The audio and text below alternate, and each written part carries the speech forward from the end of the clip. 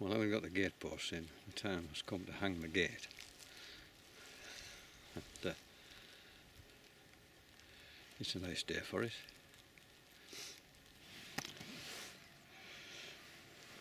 These are the hooks from the whole posts. This is the bottom hook, this is the top hook, and this is the catch for the spring latch on the gate. Now, this one obviously is just driven into the post, as is this. You can't just drive that into the post, as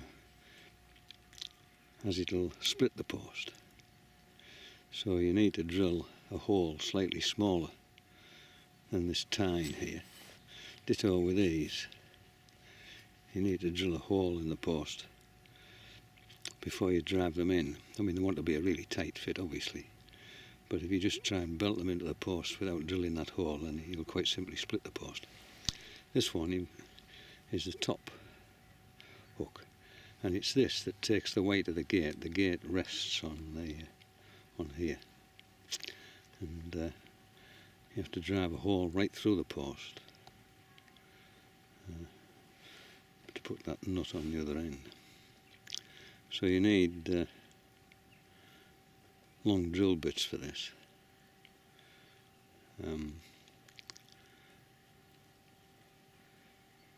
And I have some long drill bits and a brace and bit, which hopefully will do the job. I don't want to be buying a long drill bit just to drill one hole right through the post. And this is just a 5-pound hammer for belting these bits into the post. So let's get the gate set up first. Well, that's the gate in position. Ideally it wants to be 2 inches above the ground, but it doesn't matter in my case whether that's exact or not.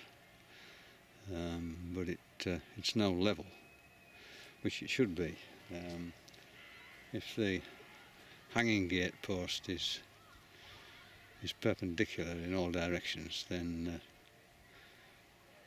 the gate should be level. So it just remains to fit the hooks and the catch.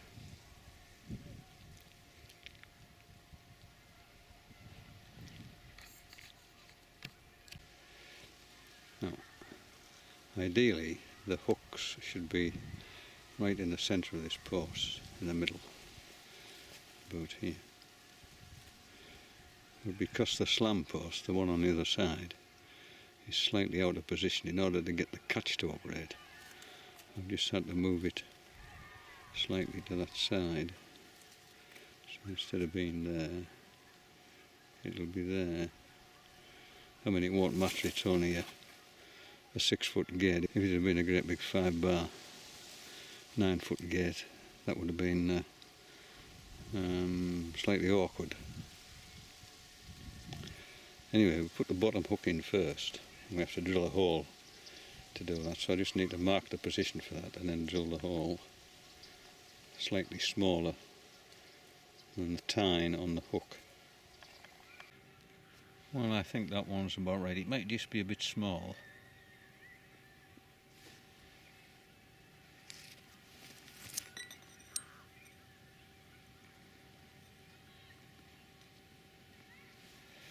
Whereas that one there might just be a little bit big.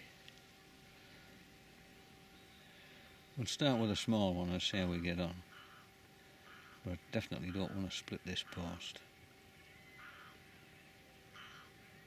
I need 5.7 centimetres, 57 millimetres of the bottom hook sticking out from the post.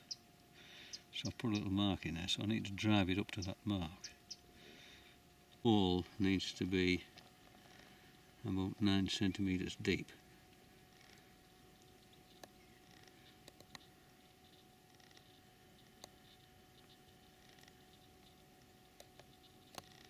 So I must check that that's correct. So from the cutting edge of the bit, 9 centimetres, I'll just put a little mark there on the bit with a felt tip pen. So I need to drive the hole in as far as that. And of course, when I'm putting this hole in, it must be as near as makes towards horizontal, parallel with the ground. Otherwise, the hook won't be vertical. It'll be sloping towards the post or away from the post, which I don't want. So it's just you just have to use your eyes, really. There's nothing much you can do about it. If you have an electric drill, I suppose it's much easier, but you have to drive. You'd have to buy a great big drill bit to do this, which would be an expensive item.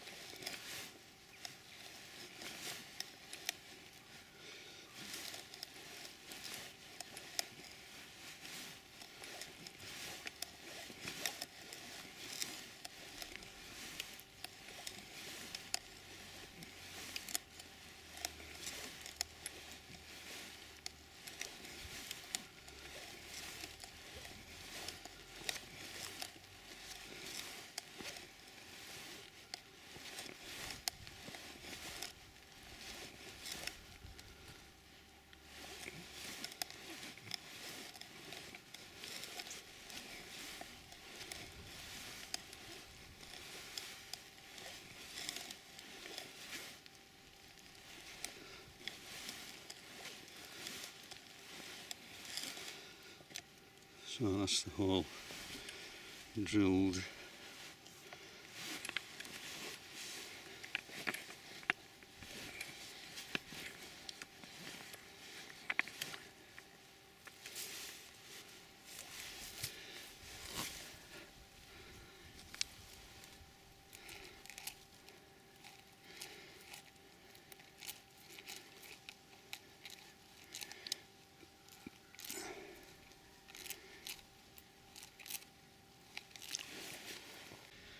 So I now need to drive this hook in, and I've got to make sure that it stays vertical. And once it's in, you'll never get the blooming thing out.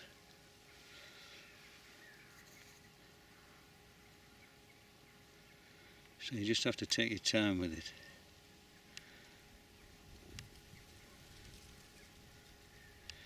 Just give it a few taps, just make sure it's going in right. If it isn't, then if you've only put it in an inch or two or a centimetre or two, you could probably get it out again.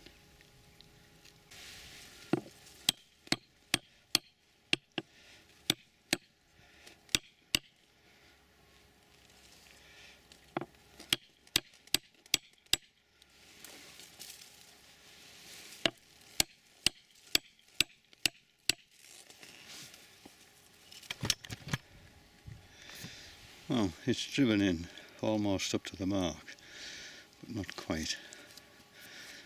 I'll settle for that. And the post doesn't split, which is very nice.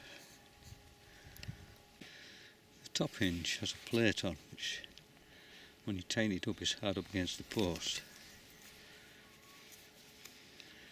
So the distance between that and the centre of the post is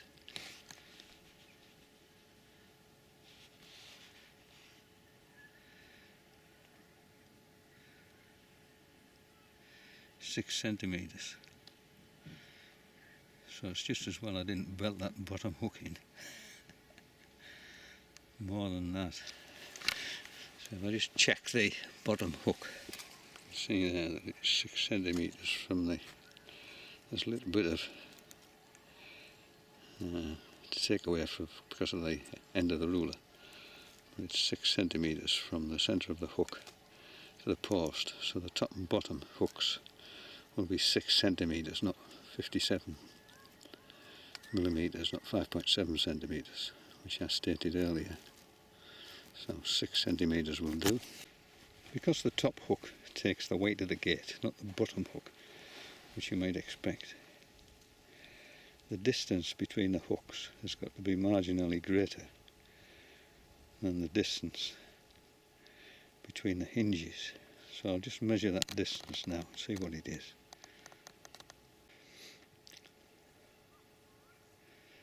So from the bottom of the bottom hook to the bottom of the top hook, I've just laid a piece of wood alongside it and just put a little mark on there, and I'll measure the distance between there and the end. It's very easy to measure the gap between the two hinges, but that's not what you want. You want the distance between the bottom of the bottom hook and the bottom of the top hook. And it's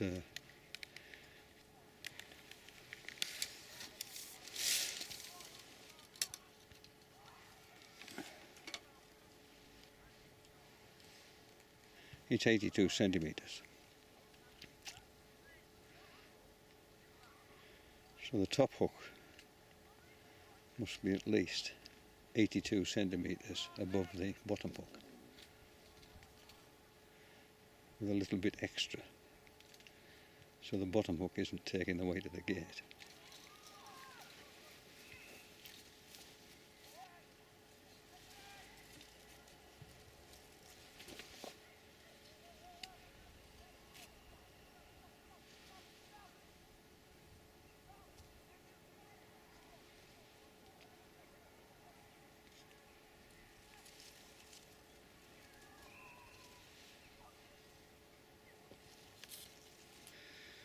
So I just put a little mark on the post there,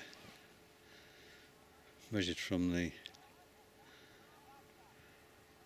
bottom of the bottom hook,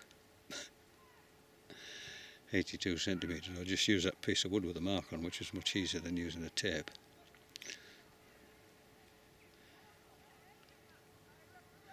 So the bottom of the top hook has got to be there, or just slightly higher. I'm going to make it just slightly higher,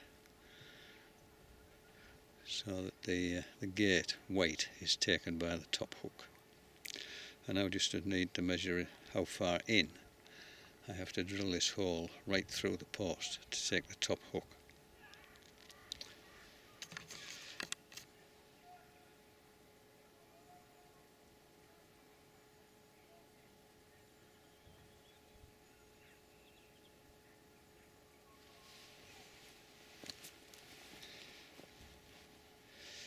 And it's 5 centimetres exactly.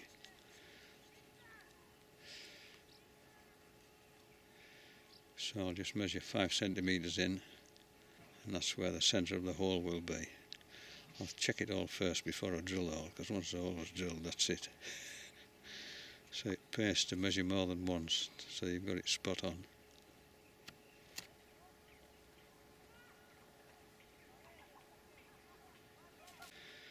So I'll just put the gate back on that bottom hook and just check that that mark on for the top hook is in the right place.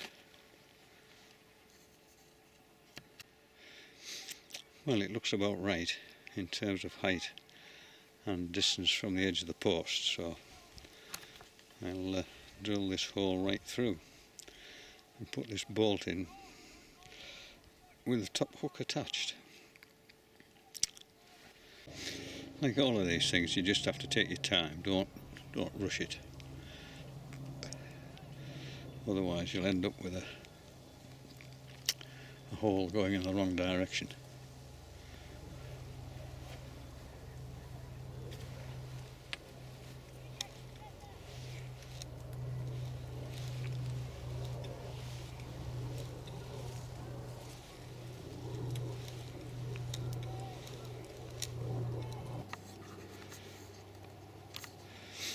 When you think you're getting close to the other side, just keep checking the other side of the post, to see whether the point of the bit comes out. You don't want to drill right through, otherwise you end up with a bit of a mess on the other side, because the wood tends to splinter a bit. So just check that when the point has come through. The bit has just come through, so I'll take the bit out and drill the final little bit of the hole from this side. So you end up with a nice neat hole on this side. So I'll just fit this top hook and then I can hang the gate. So I just need to make sure that the top pin is vertical before I tighten it up. I don't have a spanner big enough, so I'm just going to have to use a Stilson wrench.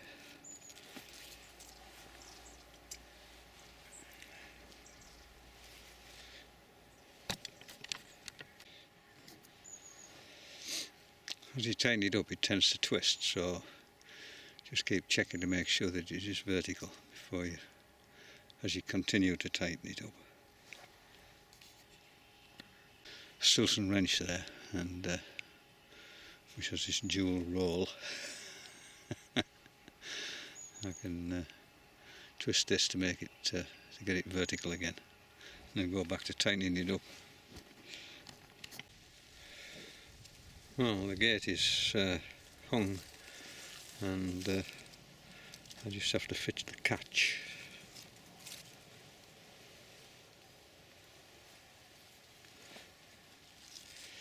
This bit goes underneath this.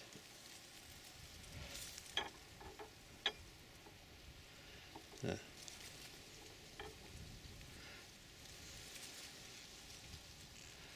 So I need to drill a hole to take this tine, otherwise I might split the post, so I've marked that hole there and I'll drill it. So that's the catch fitted.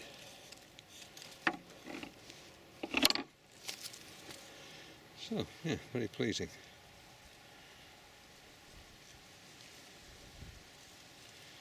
So I just need to check that the gate is level now.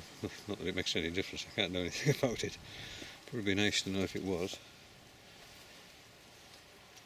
Well, that's not bad, I'll settle for that. I just need to tamp the posts in now. They're with all that hammering and banging, they might just be a little bit loose. So I'll just tamp them in and that's the job done. There you can see the final fixings for the hinges and again, not quite in the centre of the post, but I had to make that adjustment so that the gate fitted correctly.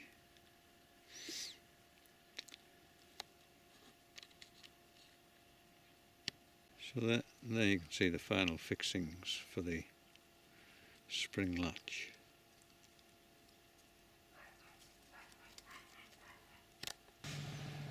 Well, that's the gate finished, and if I open it and stop it anywhere, it should stay where it is.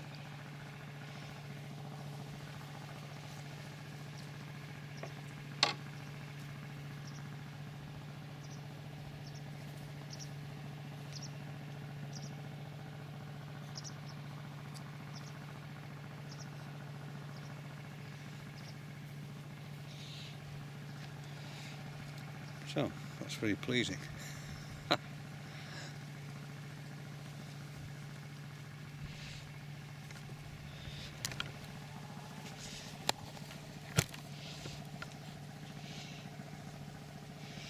And that's that block there which just stops the gate from rattling.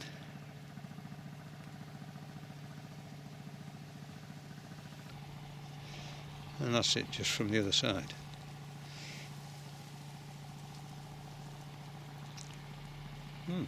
So, very pleased with that. But I wouldn't want to do it again. Well, that's the gate finished. It's taken a long time to sort it out. So, looking back at it, first of all, when you first put the gate in, make sure you've got the best posts you can afford. Certainly posts that have been well treated. Secondly, if you're not into sort of DIY, then don't even start on it.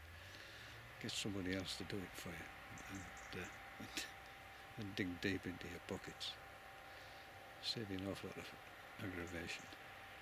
But if you do like doing these sort of jobs, then probably the most important message is that you have to have the right tools for the job. Otherwise, it makes it very, very difficult. And secondly, when you take in measurements, take them once and check them again. And then go and do something else for a while and come back and check them again, because some of these measurements are absolutely crucial. And in my case, they were out by only a tiny fraction, but it didn't make a big difference when it came to hanging a gate. But anyway, it's all right now. Anyway, good luck to you if you decide to have a go at this. I've enjoyed it. It's been very, very satisfying now that it's up and working all right. Anyway, we'll see you again. Bye-bye.